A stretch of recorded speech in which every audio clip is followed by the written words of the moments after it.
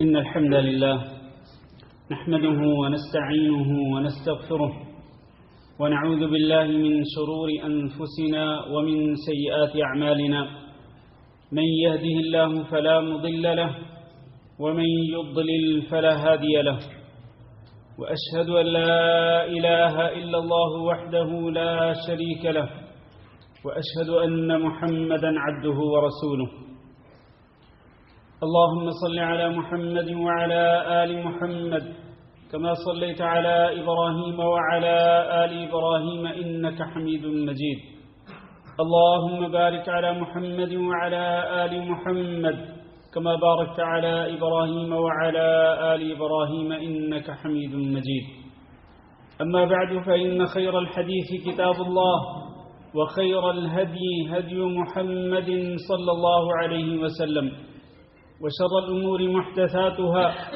وكل محدثة بدعة وكل بدعة ضلالة وكل ضلالة في النار أعوذ بالله من الشيطان الرجيم يا أيها الذين آمنوا اتقوا الله حق تقاته ولا تموتن إلا وأنتم مسلمون يا أيها الناس اتقوا ربكم الذي خلقكم من نفس واحدة وخلق منها زوجها وبث منهما رجالا كثيرا ونساء واتقوا الله الذي تساءلون به والأرحام إن الله كان عليكم رقيبا يا أيها الذين آمنوا اتقوا الله وقولوا قولا سديدا يصلح لكم أعمالكم ويغفر لكم ذنوبكم ومن يطع الله ورسوله فقد فاز فوزا عظيما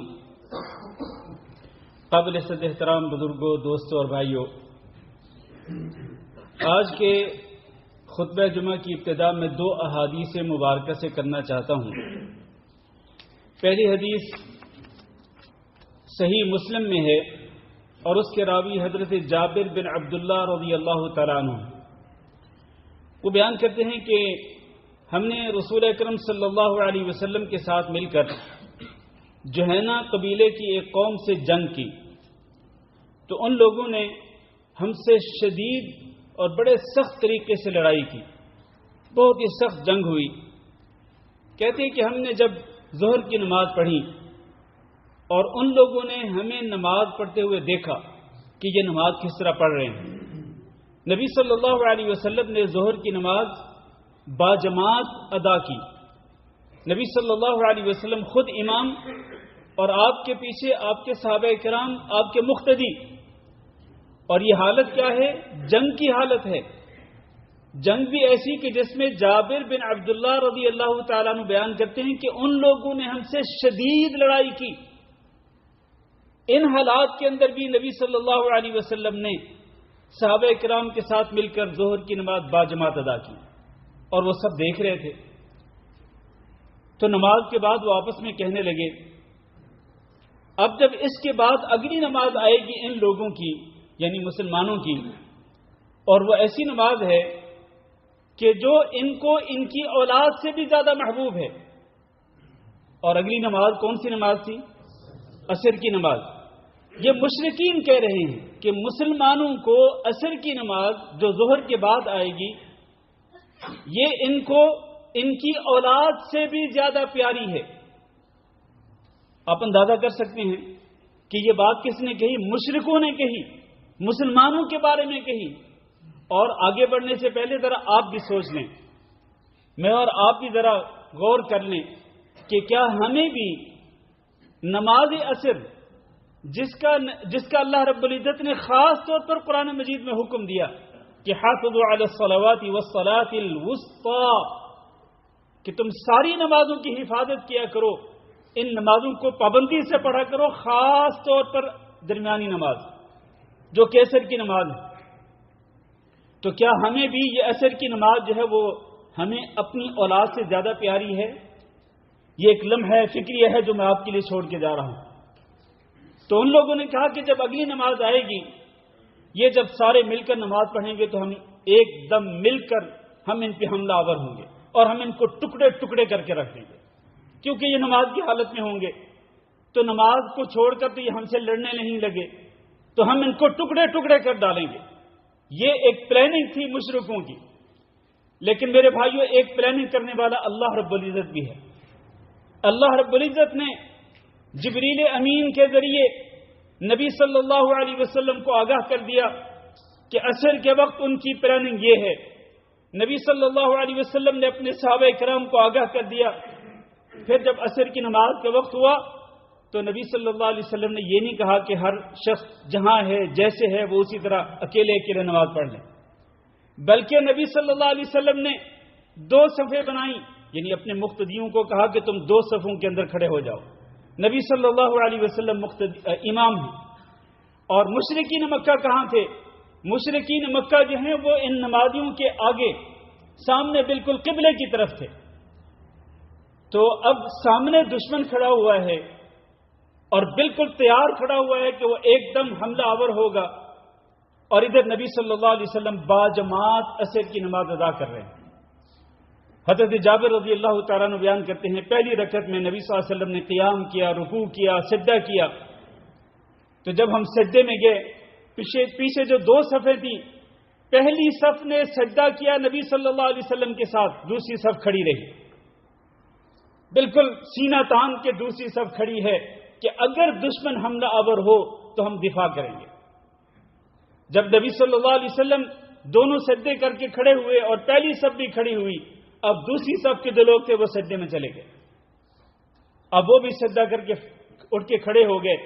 پھر صفوں کا تبادلہ ہوا، اگلی صف پیچھے چلی گئی اور پچھلی صف آگے آ گئی، اور دوسری رکعت ہوتی ہے، دوسری رکعت بھی اسی طرح سے رکوع سجدہ۔ سجدے میں پہلی جو صف تھی جو پچھلی رکعت میں پیچھے تھی، اب اس رکعت میں پہلے ہے، پہلی صف ہے، وہ نبی صلی اللہ علیہ وسلم کے ساتھ سجدہ کرتی ہے، اور آپ سجدے کر کے بیٹھ جاتے ہیں، کیونکہ یہ سفر کی نماز تھی، قصر نماز پڑھی جا رہی تھی۔ تو دوسری صف نے بھی اسی طرح سے پھر سجدے کیے، وہ بھی بیٹھ گئے۔ پھر نبی صلی اللہ علیہ وسلم نے ایک ساتھ ہی سلام پھیرا اور سب نے سلام پھیرا۔ میرے بھائیو، یہ حدیث، اس سے آپ اندازہ کر سکتے ہیں کہ اسلام کے اندر نماز با جماعت پڑھنے کی اہمیت کتنی ہے۔ ایک واقعہ۔ دوسرا واقعہ، حضرت عائشہ رضی اللہ تعالیٰ عنہ بیان کرتی ہیں نبی صلی اللہ علیہ وسلم مرض الموت میں مبتلا ہیں اور شدت ہے، بیماری کی سختی ہے۔ نبی صلی اللہ علیہ وسلم اسی دوران آپ کو کچھ افاقہ ہوتا ہے، آپ فرماتے ہیں اصل الناس، کیا لوگوں نے نماز پڑھ لی ہے؟ سیدہ عائشہ کہتی ہم نے کہا کہ نہیں، ہم ینتظرونک، وہ آپ کا انتظار کر رہے ہیں، یعنی مسجد میں صحابہ کرام آپ کا انتظار کر رہے ہیں، اور یہ عشاء کی نماز تھی۔ نبی صلی اللہ علیہ وسلم نے فرمایا کہ میرے لیے ایک ٹب میں پانی بھرو۔ پانی بھرا گیا، آپ نے اس سے غسل کیا، آپ اٹھنے لگے مسجد کی طرف جانے کے لیے، لیکن آپ کو پھر غشی طاری ہو گئی، بے ہوشی طاری ہو گئی، اور آپ پھر نبی صلی اللہ علیہ وسلم اپنے بستر پہ ہی آپ لیٹ گئے۔ کچھ دیر کے بعد پھر افاقہ ہوا، نبی صلی اللہ علیہ وسلم نے پھر یہی پوچھا کہ کیا لوگوں نے نماز پڑھ لی؟ کہا نہیں پڑھی، ابھی آپ کا انتظار کر رہے ہیں۔ آپ نے پھر کہا کہ ٹب میں پانی بھر دو، پانی بھرا گیا، آپ نے دوبارہ غسل کیا، غسل کے بعد آپ اٹھنے لگے، آپ کو پھر غشی طاری ہو گئی۔ 3 بار ایسے ہوا، 3 بار۔ تیسری بار بھی نبی صلی اللہ علیہ وسلم نے جب یہ پوچھا غسل کرنے کے بعد کہ کیا لوگوں نے نماز پڑھ لی، تو سیدہ عائشہ کہتی ہیں کہ لوگ آپ کا انتظار کر رہے ہیں مسجد کے اندر، تو آپ نے فرمایا کہ ابو بکر صدیق رضی اللہ تعالیٰ عنہ کو حکم دیں کہ وہ نماز پڑھا دیں۔ انہوں نے نماز پڑھانا شروع کی۔ میں مختصر کر رہا ہوں واقعہ۔ اسی دوران میں نبی صلی اللہ علیہ وسلم کو پھر افاقہ ہوتا ہے، یہ 4تھی مرتبہ ہے۔ افاقہ ہوا، نبی صلی اللہ علیہ وسلم نے فرمایا کہ مجھے مسجد کی طرف لے کے چلو۔ 2 صحابہ کرام کے کندھوں کا سہارا لے کر نبی صلی اللہ علیہ وسلم کے قدم مبارک زمین پہ گھس رہے تھے۔ اسی حالت میں نبی صلی اللہ علیہ وسلم کو لایا گیا، اور جب ابو بکر صدیق رضی اللہ تعالی نے محسوس کیا کہ نبی صلی اللہ علیہ وسلم تشریف لا رہے ہیں، تو آپ پیچھے ہٹنے لگے۔ آپ نے ان کو اشارہ کیا کہ نہیں، اپنی جگہ پہ ٹھہرے رہو، تو آپ صلی اللہ علیہ وسلم کو ان کی سائڈ پہ بٹھا دیا گیا۔ یہ پورا واقعہ جو ہے، یہ آگے بھی ہے واقعہ، لیکن میں نے مختصر کر دیا۔ یہ کس بات کی دلیل ہے کہ شدت مرض کے اندر بھی، سخت بیماری کی حالت میں بھی نبی صلی اللہ علیہ وسلم نے نماز باجماعت کو ترک نہیں کیا۔ آج ہم بھی ذرا اپنے گریبانوں میں جھانک کے ذرا غور کر لیں کہ ہم کس قدر سستی اور غفلت کرتے ہیں باجماعت نماز پڑھنے کے معاملے میں۔ کئی لوگ اپنے گھروں میں نماز پڑھ لیتے ہیں، کئی لوگ اپنے آفس میں اکیلے اکیلے نماز پڑھ لیتے ہیں، جماعت کا اہتمام نہیں کیا جاتا۔ المہم یہ ہے کہ نماز با جماعت جو ہے یہ دین اسلام کے فرائض میں سے ایک فرض ہے۔ اہل علم یہ کہتے ہیں، جمہور اہل علم، کہ با جماعت نماز پڑھنا فرض عین ہے، فرض عین، با جماعت نماز پڑھنا فرض عین ہے، اس لیے کہ اللہ تعالیٰ نے قرآن مجید میں حکم دیا وَارْكَعُوا مَعَ الرَّاكِعِينَ کہ تم رکوع کیا کرو رکوع کرنے والوں کے ساتھ، یعنی نماز پڑھنے والوں کے ساتھ مل کر نماز پڑھا کرو، یہ نہیں کہ جس کی جہاں مرضی آئے وہ اکیلے اکیلے نماز پڑھ لے۔ تو نماز با جماعت پڑھنا میرے بھائیوں یہ فرض عین ہے، اس کی اہمیت کا آپ اندازہ کریں اور اس کی قدر و منزلت کا آپ اندازہ کریں۔ نبی کریم صلی اللہ علیہ وسلم کے شاد گرامی ہے، حدیث ذرا توجہ سے سنیے، فرمایا ان اثقل الصلاۃ علی المنافقین صلاۃ العشاء و صلاۃ الفجر کہ منافقوں پر سب سے بھاری نماز کون سی نماز ہوتی ہے؟ عشاء کی نماز اور فجر کی نماز۔ کس پر؟ منافق پر۔ یہ نماز کس پہ بھاری ہوتی ہے؟ منافق پر۔ دوبارہ سنیے، یہ نماز کس پہ بھاری ہوتی ہے؟ منافق پر بھاری ہوتی ہے۔ اس کا مطلب یہ ہے کہ اگر سچا مومن ہے تو اس کے لیے یہ نماز بھاری نہیں ہونی چاہیے، نہ عشاء کی نماز اور نہ فجر کی نماز۔ لیکن آگے بڑھنے سے پہلے یہاں بھی آپ کے لیے ایک لمحہ فکریہ، ہم میں سے ہر ایک کو گریبان میں جھانکنا چاہیے کہ ہم میں سے کس پر یہ عشاء کی نماز یا فجر کی نماز بھاری ہے۔ اگر کسی کے لیے یہ نماز بھاری ہے تو وہ سمجھ لے کہ نبی صلی اللہ علیہ وسلم کیا فرما رہے ہیں کہ یہ نماز چاہے عشاء کی ہو یا فجر کی ہو کس پر بھاری ہوتی ہے؟ منافق پر۔ پھر ہر بندہ اپنے بارے میں خود ہی فیصلہ کر لے کہ وہ مومن ہے یا منافق ہے۔ اللہ تعالی ہم سب کو نفاق سے اپنی پناہ میں رکھے۔ آپ نے فرمایا کہ اگر ان لوگوں کو معلوم ہو جائے کہ فجر کی نماز میں اور عشاء کی نماز میں کتنا اجر و ثواب ہے، لو يعلمون ما فيهما لاتوهما ولو حبوا، گھٹنوں کے بل بھی اگر چل کے آنا پڑے تو ضرور چل کے آئیں گے فجر کے لیے اور عشاء کی نماز کے لیے۔ پھر آپ نے فرمایا میرا دل چاہتا ہے، میں نے تو یہاں تک سوچا ہے، نبی صلی اللہ علیہ وسلم اکثر و بیشتر پوچھتے تھے کہ کیا فلاں بندہ نماز میں حاضر ہے، فلاں بندہ نماز میں حاضر ہے، فلاں بندہ نماز میں حاضر ہے۔ ایک دن نبی صلی اللہ علیہ وسلم نے اسی طرح حاضری چیک کی، کچھ لوگ غائب تھے، تو آپ نے فرمایا کہ میرا تو یہاں تک دل چاہتا ہے کہ میں نماز کے بارے میں حکم دوں کہ نماز کی اقامت کہی جائے، پھر میں ایک بندے کو کہوں کہ وہ نماز پڑھائے، پھر میں اپنے ساتھ کچھ لوگوں کو لے کر کے جاؤں جن کے ساتھ ایندھن ہو، یعنی لکڑیوں کے گٹھے ہوں، اور پھر میں ان لوگوں کے پاس جاؤں کہ جو لا یشہدون الصلاۃ فاحرق علیہم بیوتہم بالنار، کہ جو لوگ نماز پڑھنے کے لیے مسجد میں نہیں آتے، میرا دل چاہتا ہے کہ میں ان کے گھروں کو ان کے اوپر جا کے جلا دوں۔ یہ کس بات کی دلیل ہے؟ یہ بھی اسی بات کی دلیل ہے کہ جو لوگ باجماعت نماز پڑھنے کے لیے مسجد میں نہیں آتے، نبی صلی اللہ علیہ وسلم نے ان کو ان سمیت ان کے گھروں کو جلانے کا ارادہ کیا تھا، آگ لگانے کا حکم، آگ لگانے کا ارادہ فرمایا تھا نبی صلی اللہ علیہ وسلم نے۔ کس قدر سنگین اور یہ بڑا ہی سخت معاملہ ہے، لیکن لوگ اس کو بڑا ایزی لے لیتے ہیں، اور جی کچھ نہیں ہوتا، نماز تو پڑھ لی ہے نا، اور اللہ کے بندے جہاں نماز پڑھنی ہے وہاں تو نہیں پڑھی نا، اور اللہ کے حکم کی مخالفت کی کہ نہیں کی، اور نبی صلی اللہ علیہ وسلم کے حکم کی خلاف ورزی کی یا نہیں کی، اور یہ اتنی زیادہ اتنی سنگین خلاف ورزی ہے کہ جس کی سنگینی کا ہمیں اندازہ ہی نہیں ہے، ہمیں تصور ہی نہیں ہے۔ اور حضرت عبداللہ بن مسعود رضی اللہ تعالیٰ عنہ کہتے ہیں، اس حدیث کو بھی ذرا توجہ سے سنیے، یہ صحیح مسلم کے اندر موجود ہے، فرماتے ہیں من سرہ ان یلقى اللہ غدا مسلما فلیحافظ علی ہؤلاء الصلوات حیث ینادى بہن، جس شخص کو یہ بات اچھی لگتی ہو کہ وہ کل قیامت کے دن اللہ تعالیٰ سے مسلمان کی حیثیت سے ملنا چاہتا ہو۔ کس کی حیثیت سے؟ مسلمان کی حیثیت سے اللہ تعالیٰ سے قیامت کے دن ملنا چاہتا ہو، تو وہ کیا کرے؟ وہ یہ کام کرے کہ وہ ان نمازوں کی حفاظت کرے، ان نمازوں کو پابندی سے پڑھے۔ کہاں پر؟ جہاں اس کا دل چاہے نہیں، حیث ینادى بہن، جہاں سے ان نمازوں کے لیے پکارا جاتا ہے۔ اور وہ کون سی جگہیں جہاں سے نمازوں کے لیے پکارا جاتا ہے؟ وہ مسجدیں ہیں میرے بھائیوں، مسجدوں کے اندر نمازوں کی حفاظت کریں، مسجدوں کے اندر نمازیں پابندی کے ساتھ پڑھیں۔ اگر آپ کل قیامت کے دن اللہ تعالیٰ سے مسلمان ہونے کی حیثیت سے ملنا چاہتے ہیں تو پھر فرماتے ہیں اللہ رب العزت نے تمہارے نبی حضرت محمد صلی اللہ علیہ وسلم کے لیے ہدایت کے طریقے مقرر کیے ہیں، اور یہ باجماعت نماز پڑھنا مسجد کے اندر یہ بھی ہدایت کے طریقوں میں سے ایک طریقہ ہے۔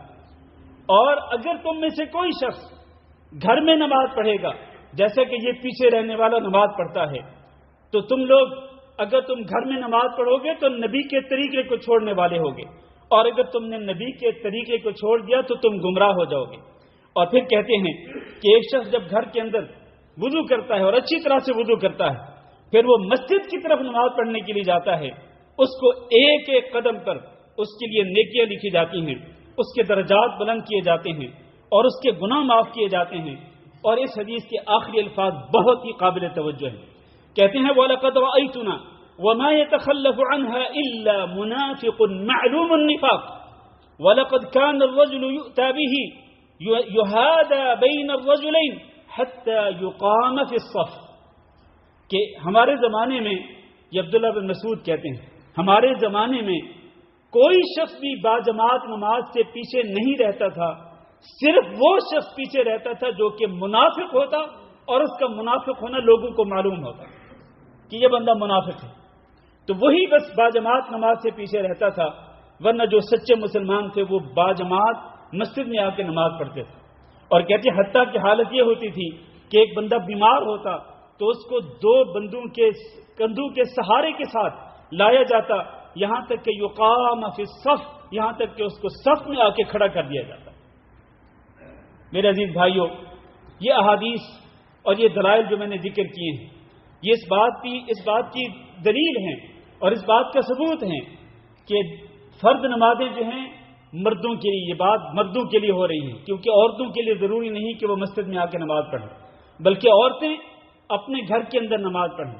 اور عورت کی بہترین نماز وہ ہوتی ہے جو کہ وہ گھر کے اندر، گھر کی چار دیواری میں، بلکہ چار دیواری کے اندر اپنے روم میں، بلکہ جو گھر کے کئی کمرے ہیں ان کمروں میں سے وہ کمرہ جو کہ سب سے زیادہ گھر کی گہرائی کے اندر ہوتا ہے، اس کمرے کے اندر وہ نماز پڑھے گی تو وہ نماز اللہ رب العزت کو سب سے زیادہ پیاری ہے۔ یہ تو عورتوں کے لیے ہے، لیکن مردوں کے لیے ضروری ہے کہ وہ باجماعت نماز ادا کریں، اور وہاں پر ادا کریں جہاں سے نمازوں کے لیے پکارا جاتا ہے۔ حی علی الصلاۃ اور حی علی الفلاح کی پکار جہاں سے لگائی جاتی ہے۔ ایک نبینا صحابی نبی صلی اللہ علیہ وسلم کے پاس آتا ہے اور نبی صلی اللہ علیہ وسلم سے اجازت طلب کرتا ہے کہ مجھے گھر میں نماز پڑھنے کی اجازت دیں، اور یہ وہ صحابی ہے کہ جس کو گھر سے مسجد تک لانے والا کوئی نہیں، اور راستہ بھی بہت ہی دشوار گزار ہے، نابینا ہے، کئی عذر موجود ہیں۔ اللہ کے نبی نے فرمایا هل تسمع النداء، کیا تم اذان کی آواز سنتے ہو؟ قال نعم، جی سنتا ہوں۔ فرمایا فاجب، اگر اذان کی آواز سنتے ہو حی علی الصلاۃ اور حی علی الفلاح تو اس پہ لبیک کہتے ہوئے تم مسجد کے اندر آیا کرو اور یہاں پہ آ کے نماز پڑھا کرو۔ یہ نبینا صحابی کو نبی صلی اللہ علیہ وسلم نے اجازت نہیں دی کہ وہ گھر میں نماز پڑھ لے۔ آج ہم میں سے ایک کے پاس کوئی عذر نہیں ہوتا ہے بغیر کسی شرعی عذر کے وہ گھر میں نماز پڑھ لے، اس کی کہاں تک گنجائش ہے اسلام کے اندر؟ اس حدیث کی موجودگی میں جو بھی میں نے ذکر کی، آخری حدیث ذکر کر کے میں خطبہ ختم کرتا ہوں۔ نبی صلی اللہ علیہ وسلم کے پاس کچھ صحابہ اکرام آئے تھے اور وہ آ کے مدینہ منورہ میں آپ کے پاس قیام پذیر رہے، کچھ عرصہ، کچھ دن نبی صلی اللہ علیہ وسلم کے پاس رہے، نبی صلی اللہ علیہ وسلم سے دین کی تعلیمات لیتے رہے، نبی صلی اللہ علیہ وسلم کی نماز کو دیکھتے رہے، آپ کی باقی عبادات کو دیکھتے رہے۔ آخر کار خود نبی صلی اللہ علیہ وسلم نے فرمایا کہ مجھے لگتا ہے کہ تمہیں اپنے گھروں کی طرف واپس جانے کا تمہارے دلوں کے اندر شوق پیدا ہو رہا ہے، ٹھیک ہے کوئی بات نہیں، تم اپنے گھروں کو واپس لوٹ جاؤ۔ آپ نے ان کو کچھ ہدایات دی تھی، فرمایا تھا نبی صلی اللہ علیہ وسلم نے ارجعوا فکونوا فیہم، جاؤ تم اپنے قبیلے کے لوگوں اور اپنے خاندانوں اور اپنی قوم کے لوگوں میں واپس لوٹ جاؤ، وعلموہم وصلوا، اور ان کو بھی جا کے دین کی تعلیم دو اور نماز پڑھا کرو۔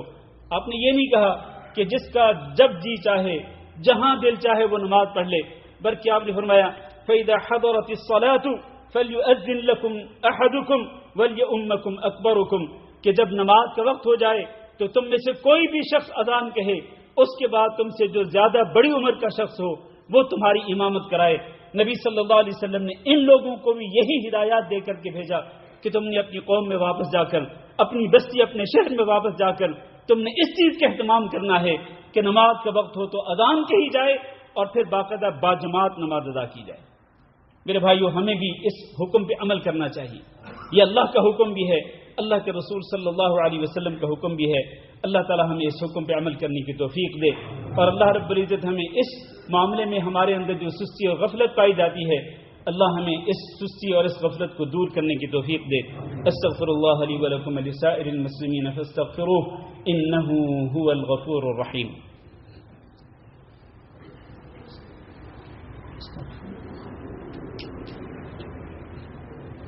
إن الحمد لله نحمده ونستعينه ونستغفره ونعوذ بالله من شرور أنفسنا ومن سيئات أعمالنا، من يهده الله فلا مضل له ومن يضلل فلا هادي له، وأشهد أن لا إله إلا الله وحده لا شريك له، وأشهد أن محمدا عبده ورسوله۔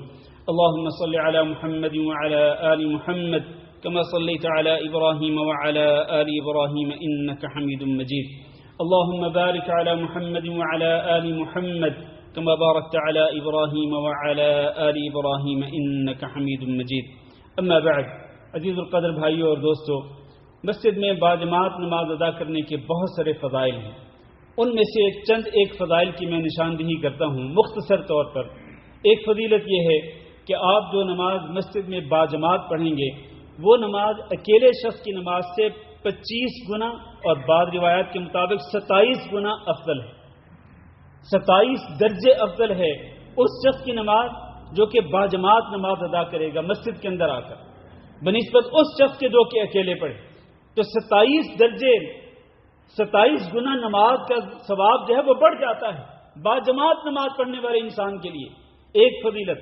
اور دوسری فضیلت یہ ہے کہ آپ جب گھر میں وضو کر کے مسجد کی طرف آئیں گے، قدم قدم پہ آپ کے لیے نیکیاں لکھی جائیں گی، قدم قدم پہ آپ کے گناہ معاف کیے جائیں گے، قدم قدم پہ آپ کے درجات بلند ہوں گے۔ اور تیسری فضیلت یہ ہے کہ جب آپ مسجد کے اندر آئیں گے اور مسجد کے اندر آ کر آپ باجماعت نماز کے انتظار میں رہیں گے، یعنی آپ پہلے آ جاتے ہیں، اگر سنتیں ہیں آپ نے سنتیں پڑھ لی اور آپ بیٹھے ہیں کہ جماعت ہو تو میں جماعت کے ساتھ نماز ادا کروں، آپ جب تک نماز کے انتظار میں بیٹھے رہیں گے، چاہے نماز سے پہلے یا نماز کے بعد دوسری نماز کے لیے، جب تک آپ انتظار میں رہیں گے تب تک آپ نماز کی حالت میں ہیں، تب تک آپ نماز کی حالت میں ہیں، آپ کو اتنا ہی اجر و ثواب دیا جائے گا انتظار کرتے ہوئے بھی جتنا ایک نمازی کو اجر و ثواب دیا جاتا ہے۔ اللہ رب العزت کتنا مہربان ہے ہمارے لیے، لیکن ہم بدبخت لوگ ہیں کہ ہم اس قدر اللہ رب العزت کی رحمتوں کو اور اللہ رب العزت کی طرف سے مغفرتوں کو حاصل نہیں کر سکتے، اور اتنا اجر و ثواب جو ہے وہ حاصل کرنے سے ہم محروم رہ جاتے ہیں۔ اور پھر چوتھی فضیلت یہ ہے کہ جب آپ نماز پڑھ لیتے ہیں، اس کے بعد جب تک آپ اپنی جائے نماز پہ بیٹھے رہیں گے تو فرشتے آپ کے لیے دعا کرتے رہیں گے، اللہم صلی علیہ، اللہم اغفر لہ، اللہم ارحمہ، اللہم تب علیہ۔ یہ مختلف الفاظ ہیں کہ اللہ اس پہ رحمتیں بھیج، اے اللہ اس پر رحمت کر، اللہ اس کے گناہوں کو معاف کر دے، اے اللہ اس کی توبہ کو قبول کر لے۔ اور اللہ تعالیٰ فرشتوں کی دعاؤں کو میرے بھائیوں رد نہیں کیا کرتا ہے۔ تو فرشتوں کی دعاؤں کو حاصل کرنے کا طریقہ کیا ہے کہ آپ باجماعت نماز ادا کریں گے اور جب تک اپنی جائے نماز پہ بیٹھے رہیں گے، اللہ کے ذکر میں مشغول رہیں گے، دعا میں مشغول رہیں گے، فرشتے آپ کے حق میں دعائیں کرتے رہیں گے۔ اور نبی صلی اللہ علیہ وسلم نے ارشاد فرمایا، خاص طور پر عشاء کی نماز اور فجر کی نماز، جس کے بارے میں آپ نے پہلے حدیث سنی کہ سب سے زیادہ بھاری نماز منافقوں پر یہ عشاء کی نماز اور فجر کی نماز ہوتی ہے۔ اللہ کی نبی فرماتے ہیں کہ من صلی العشاء فی جماعت فکأنما قام نصف اللیل ومن صلی الصبح فی جماعت فکأنما صلی اللیل کلہ، کہ جو بندہ عشاء کی نماز باجماعت ادا کرتا ہے وہ ایسے ہے جیسے کہ اس نے پوری آدھی رات کو تہجد کی نماز پڑھتا رہا، اور جو فجر کی نماز بھی باجماعت ادا کرتا ہے وہ ایسے ہے جیسے کہ وہ پوری رات کو تہجد کی نماز پڑھتا رہا۔ یہ اجر و ثواب آپ کو کیسے ملے گا؟ اگر آپ باجماعت نماز ادا نہیں کریں گے تو اتنے بڑے اجر و ثواب سے محرومی۔ یہ بہت بڑی محرومی ہے کہ ایک انسان اس فضیلت کو جاننے کے باوجود وہ باجماعت نماز پڑھنے کا اہتمام نہ کرے. آخری حدیث ذکر کر کے میں خطبہ ختم کر رہا ہوں. نبی صلی اللہ علیہ وسلم نے فرمایا الا ادلکم علی ما یمحو اللہ بہ الخطایا ویرفع بہ الدرجات، کیا میں تمہیں وہ عمل نہ بتلاؤں کہ جس کے ساتھ اللہ تعالیٰ گناہوں کو مٹاتا ہے اور درجات کو بلند کرتا ہے؟ صحابہ کرام نے کہا ضرور بتلائیے. آپ نے 3 اعمال ذکر کیے. فرمایا اسباغ الوضوء علی المکارہ، ایک تو وضو مکمل کیا کریں اس وقت جب کہ آپ کا دل نہ چاہ رہا ہو اور سستی ہو اور دل نہ چاہتا ہو، لیکن دل نہ چاہتے ہوئے بھی آپ مکمل وضو کریں اللہ کے نبی صلی اللہ علیہ وسلم کے وضو کی طرح. اس طرح کیا ہوگا؟ آپ کے گناہ بھی مٹ جائیں گے، آپ کے درجات بھی بلند ہوں گے. دوسرا کثرت الخطا الی المساجد، مسجدوں کی طرف زیادہ سے زیادہ قدم چل کر آپ مسجدوں کی طرف چل کے جائیں تو آپ کے گناہ بھی مٹیں گے اور آپ کے درجات بھی بلند ہوں گے. اور تیسرا عمل وانتظار الصلاۃ بعد الصلاۃ، کہ ایک نماز کے بعد دوسری نماز کے انتظار میں جب تک آپ بیٹھے رہیں گے تو آپ ایک تو نماز کی حالت میں ہوں گے، دوسرا گناہ بھی معاف ہوتے رہیں گے، اور تیسرا یہ ہے کہ آپ کے درجات بھی بلند ہوتے رہیں گے. اللہ تعالیٰ سے دعا ہے کہ اللہ ہم سب کو باجماعت نماز پڑھنے کی توفیق دے. اللہ ہم سب کو پابندی کے ساتھ تمام نمازیں باجماعت ادا کرنے کی توفیق دے. اللہم اغفر لنا وللمؤمنین والمؤمنات وللمسلمین والمسلمات الأحياء منهم والأموات. اللهم إنا نسألك العفو والعافية والمعافاة الدائمة في الدنيا والآخرة. اللهم انصر الإسلام والمسلمين وأذل الشرك والمشركين. اللهم أعز الإسلام والمسلمين وأذل الشرك والمشركين. اللهم فرج همومنا وهموم إخواننا من المسلمين. اللهم فرج همومنا وهموم إخواننا من المسلمين. اللهم فرج هم المهمومين ونفس كرب المكروبين واقض الدين عن المدينين واشف مرضانا ومرضى المسلمين. اللهم آمنا في أوطاننا واجعل هذا البلد آمنا مطمئنا وسائر بلاد المسلمين. عباد الله، إن الله يأمر بالعدل والإحسان وإيتاء ذي القربى وينهى عن الفحشاء والمنكر والبغي يعظكم لعلكم تذكرون. سبحان ربك رب العزة عما يصفون وسلام على المرسلين والحمد لله رب العالمين.